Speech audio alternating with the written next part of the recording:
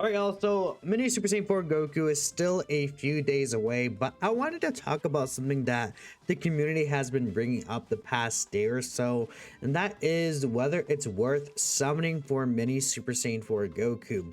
Now, we don't have the banner itself, so we don't know what exactly is going to be going on in relation to that. But I think we can make a lot of different assessments on what the banner could be looking like and kind of determine how you'll summon from there in terms of like relevant characters potentially being there available. And I also will bring this up in case we want to look at some potential EZAs on the banner as well. But I've seen a lot of people worried about Daima Super Saiyan 4 Goku himself, and I will say, I mean, haven't used him obviously, he's not in game in any way or fashion, not even in any of the private servers, but this guy is really good. Shocker, right? I think that a lot of people are very scared about this character, and I've seen a lot of things said like, oh, you know, his aging process or what is it gonna look like after turn 5. I think those are fair things to think about because people don't want to necessarily summon for a character that by the time anniversary rolls around, maybe we get into a long event mega meta, and it's like, oh, now Diamond Super Saiyan 4 is very weak right now in this time frame compared to how he was before, and now I kind of summoned for him for nothing when I could have saved those stones for anniversary. I just think that mindset like is a bit silly because it's like if you're worried about anniversary that much and you think it's gonna affect things, then you should just wait to summon anyways just for anniversary, and then when Daima Super Saiyan 4 Goku comes back on another banner, you can go ahead and summon on that banner, right? Because thinking about it, I mean, there's characters that do take a while to return. Daima Super Saiyan 4 Goku is the basically end of November slot. Let's go ahead and bring up Lord Slug. When exactly? It might be a little weird here, but let's go ahead and bring up cards. Let's bring up Lord Slug here. So when did Lord Slug return on, JP and Global? Let's take a look here. Of course, it was this year. So he did return, if we take a look down here on the cell banner during April. So April Dokkan Fest isn't necessarily the smartest place to summon on, but if you really want Diamond Super Saiyan 4 Goku, you say, okay, summon for anniversary, then Diamond Super Saiyan 4 Goku comes back in April or March, whenever he does return, and is like, hey, actually, this guy looks pretty good still. I will go ahead and summon for him. So that's something you can think about. But there's also another thing about where he might return as well. And that is the other thing I wanted to bring up here that Annie talked about. So basically, for the information, Gammas did drop in October, and even though being completely unrelated to the 8th anniversary, did return during the 8th anniversary banners. So what that could mean is, since all of us are expecting adult Super Saiyan 4 Goku to be anniversary or maybe some mega New Year celebration, they could return and Daima Super Saiyan 4 Goku early, and we've seen they do that a lot with these like new series characters. They tend to return within like 4 months from their release. I think more or less is kind of what we're seeing very so often. The only exception maybe is Daima Vegeta, who did release in March, and I think he did return on he returned on some random the banner that gave him the equipment, if I'm not mistaken, but his actual banner return was for the Gohan and Goten and Trunks LR, right? We take a look here. Featured banners, this guy did release here, but he did return on this Radiant Summer Dokkan Festival, and he returned yet again on the Gohan, Goten, and Trunks banner right there. So I mean, that's a thing, but like Glorio and Diamond Goku did return on Super Saiyan 3 Vegeta's banner, right? And then again, we could see a lot of different changes potentially, like when it comes to this banner as well. Super Saiyan 3 Vegeta, like I said, was just on the banner. He could potentially be on this Diamond Goku banner as well. Maybe we see Glorio and Diamond Goku return yet again. I think there's many different possibilities in regards to that, right? So when it comes to this though, if they are gonna return the Diamond Super Saiyan 4 Goku like during anniversary, I would agree that it would be a smart decision to just go ahead and skip Daima Super Saiyan 4 completely. Now, I do think that, again, he's a very strong character, but it would just be better value to just go ahead and wait for Anniversary. And I did say this, you know, Super Saiyan 4 Mini being released right now, they're building up towards the Anniversary, right? And at least that's what I'm thinking that they're doing. It's just that in 3 months, Anniversary's out. It's literally 3 months, right? Okay, we're in October. 1 month to November 26th. 2 months to December 26th. That's the New Year's Dual Dokkan Festival as well. Then in 3 months, January 26th, the Anniversary characters will be out on the 28th. We are 3 months away from the Anniversary banners coming out. I think even though Mini Super Saiyan 4 is really good and awesome, free-to-play players should 100% prioritize Daima Anniversary, or, you know, whatever the Anniversary characters are going to be, because they're more than likely gonna be the best units in the game. I mean, we've seen this every single year for the past few years, that the Anniversary units, for the most part, end up being the best characters in the game, or at least very, very competitive for the #1 spot in the game. It just happens all the time. So with that in mind, we also do know that the Global Dokkan campaign characters are returning. Super Saiyan 4 Gogeta, the Blues, Omega, Rose. So those are other very powerful premium units coming back here. What I would keep in mind as well is, when it comes to Diamond Super Saiyan 4, I don't think they're gonna drop this guy and make it in a way where he's not gonna synergize very well with adult Super Saiyan 4 Goku releasing in the future, and make it to where these guys will suck in content. I mean, if they drop some longer content, Mini Super Saiyan 4 Goku's not going to be the greatest there, based on what we know, but we don't know how he's going to synergize with the adult Super Saiyan 4 Goku. We don't know how events are going to be structured. Maybe the hardest events in the game are still going to be short fights rather than long fights. Like, we can't really tell for sure. Or maybe long fights are what takes precedent. Long fights maybe are the strongest fights for, like, you know, 2-3 months. And then, oh, we get short fights again, and suddenly people are like, oh my god, that Super Saiyan 4 Goku's good again. But it's like, no, it just wasn't in a time that favored him per se, right? And again, I don't know, this guy seems really good to me personally. I'm not really like seeing too many issues. I think the issue that could come is if they push power creep as hard as they did during GDC. I think GDC power creep was kind of crazy. I think a lot of us can agree on that. I mean, we saw even with the Blue Zone, it just, so many of these characters that before were able to at least compete a little. I think mainly due to the fights being shorter as well. But if they do make both short and long fights, there will be competitive fights for all of these different characters. Like, maybe again, Mini Super Saiyan 4 Goku's not going to be good in a 7, 8, 9, or more like a 9-10 turn fight, but he'll still be good in like very short fights, or even mid-turn fights that are like 5 to 6 turns as well, because he has the 5-turn guard on top of this. So again, I think people are like talking about this guy as if he's going to age out very quickly, or they know what the meta for the 11th anniversary is going to be. We have no idea. So honestly, I don't really think there was a point in talking about it, because we didn't know what they're going to do. They could just give more short events and make this guy really good there. They could like make adult Super Saiyan 4 Goku give like 20% damage reduction and 10% defense to Daima characters for like from the 6-7 turn onward, right? Like end fight. Like,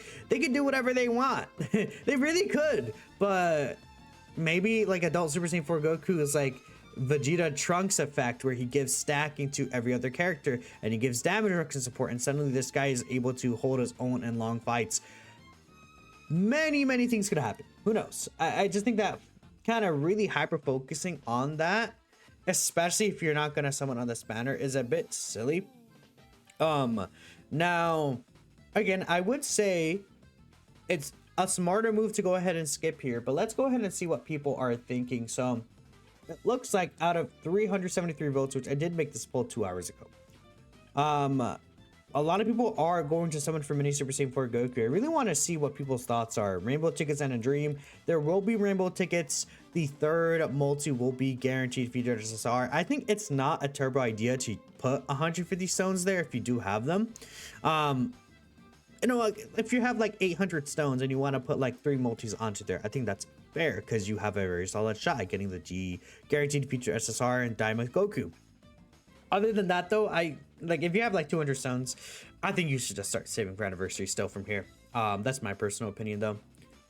He'll be back in 3 months earliest on a better banner, or at most 5 to 6 months. If the anniversary is Daima, it'll make his team stronger, so you'd rather wait for the anniversary. The manga characters might be heroes replacements, which if so means a year wait if they ever return. So you want to go for the manga characters over Daima? I don't know. I would also just skip the manga characters.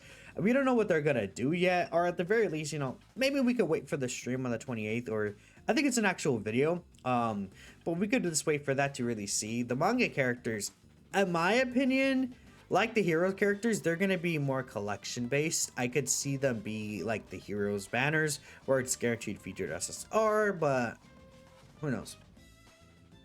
This release is kind of what Dokkan is all about for you. A brand new hype character that has never been in the game before.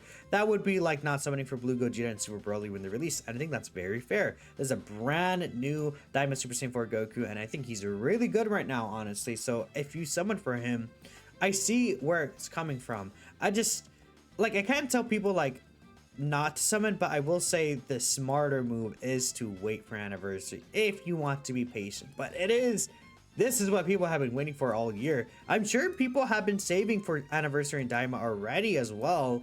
I mean, we did get out of the Global Dokkan campaign very recently.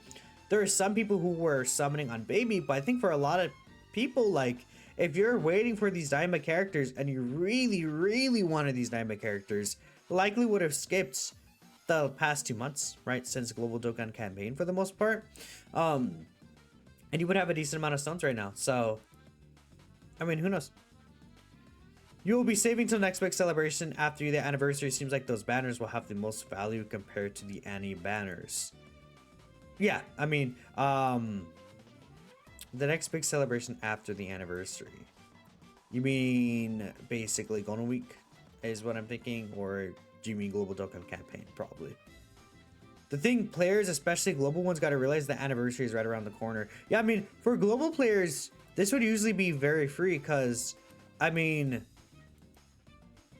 if I'm not mistaken, global didn't really have much major stuff like until maybe April at most, because April's where the New Year's Dual Dokkan Fest used to drop on global. Then May is Golden Week, then we go to June, July, right here's anniversary, then we went to September, which was worldwide, and then in November they did go ahead and give the Tanabata character. Like, the more so back end of the year for global last year is where everything was like kind of major, and in previous years as well, but now it's spread out more evenly where anniversary is very close by.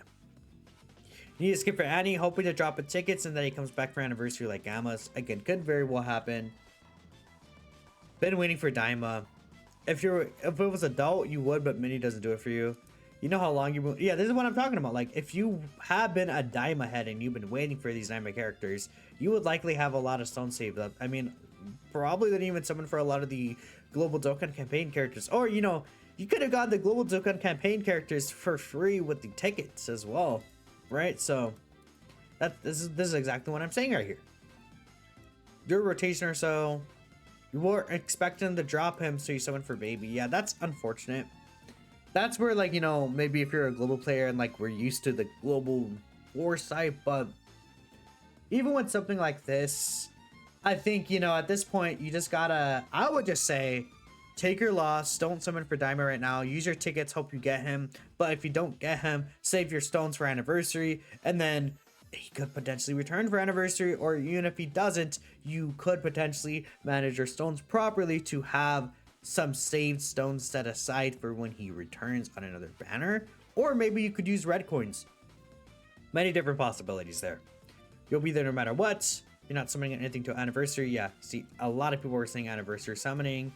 When my goat Baby has him beat, he's not nearly good enough. See, that's the other thing I would say. Like, I think skipping him is fine, but saying that this guy's not nearly good enough, especially, I think this guy poops on Baby. I don't know. Maybe it's me. Maybe I'm a Baby hater, but I'm not really a fan of this guy.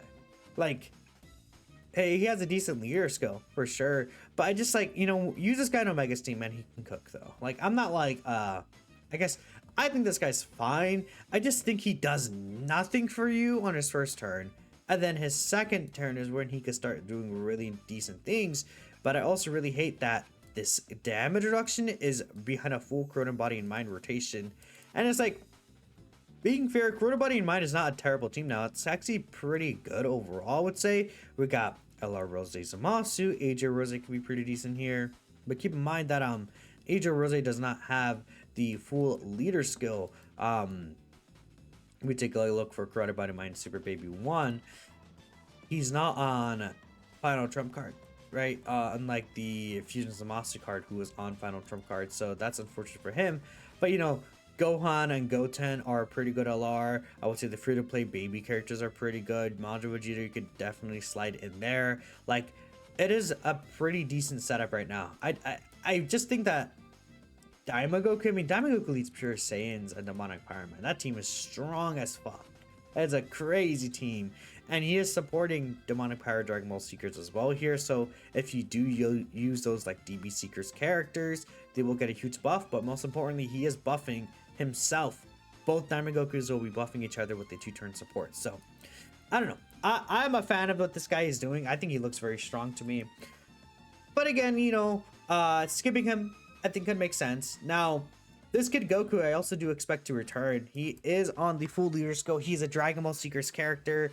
I mean, one good thing is that Daima Goku is going to be able to activate this intro animation. I mean, we take a look here at DB Saga, Youth, and Dragon Ball Seekers. Like, the thing about Kid Goku is that did he really have a great team setup for him? I mean, Youth could be a decent setup for him, definitely, because especially with All in the Family.